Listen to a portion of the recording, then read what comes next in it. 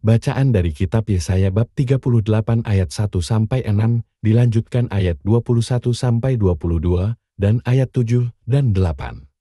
Pada waktu itu Hizkia, Raja Yehuda, jatuh sakit dan hampir mati.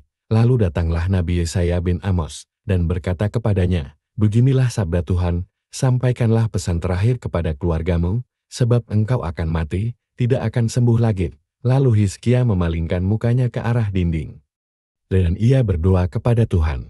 Ia berkata, "Ya Tuhan, ingatlah kiranya, bahwa aku telah hidup di hadapan-Mu dengan setia dan tulus hati, dan bahwa aku telah melakukan apa yang baik di hadapan-Mu." Kemudian menangislah Hizkia dengan sangat. Maka bersabdalah Tuhan kepada Yesaya, "Pergilah dan katakanlah kepada Hizkia, beginilah sabda Tuhan, Allah Daud, bapa leluhurmu, telah kudengar doamu dan telah kulihat air matamu. Sungguh aku akan memperpanjang hidupmu 15 tahun lagi.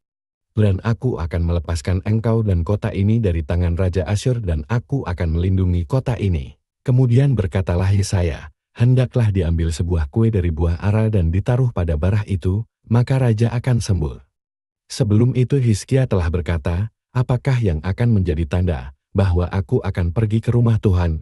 Jawab Yesaya, "Inilah yang akan menjadi tanda bagimu dari Tuhan, bahwa Tuhan akan melakukan apa yang telah dijanjikannya. Sungguh, bayang-bayang pada penunjuk matahari buatan Ahaz akan kubuat mundur ke belakang 10 tapak dari yang telah dijalaninya. Maka pada penunjuk matahari itu, mundurlah matahari 10 tapak ke belakang dari jarak yang telah dijalaninya." Demikianlah sabda Tuhan. Syukur kepada Allah. Mazmur tanggapan dengan referen, "Tuhan, Engkau telah menyelamatkan hidupku." Aku berkata, dalam pertengahan umurku, aku harus pergi, ke pintu gerbang dunia orang mati aku dipanggil untuk selebihnya dari hidupku. Referen, "Tuhan, Engkau telah menyelamatkan hidupku." Aku berkata, aku tidak akan melihat Tuhan lagi di negeri orang-orang yang hidup, aku tidak lagi akan melihat seorang pun di antara penduduk dunia. Referen, "Tuhan, Engkau telah menyelamatkan hidupku." Pondok kediamanku dibongkar dan dibuka seperti kemah gembala, seperti tukang tenun menggulung tenunannya aku mengakhiri hidupku. Tuhan memutus nyawaku dari benang hidup. Referen, "Tuhan, Engkau telah menyelamatkan hidupku." Ya Tuhan, karena inilah hatiku mengharapkan Dikau, tenangkanlah batinku, buatlah aku sehat, buatlah aku sembuh. Referen, "Tuhan, Engkau telah menyelamatkan hidupku." Bait pengantar Injil. Domba-dombaku mendengar suaraku, sabda Tuhan, aku mengenal mereka, dan mereka mengenal aku. Semoga Tuhan berserta kita, sekarang dan selamanya. Inilah Injil Yesus Kristus menurut Matius bab 12 ayat 1-8. Pada suatu hari Sabat, Yesus dan murid-muridnya berjalan di ladang gandum.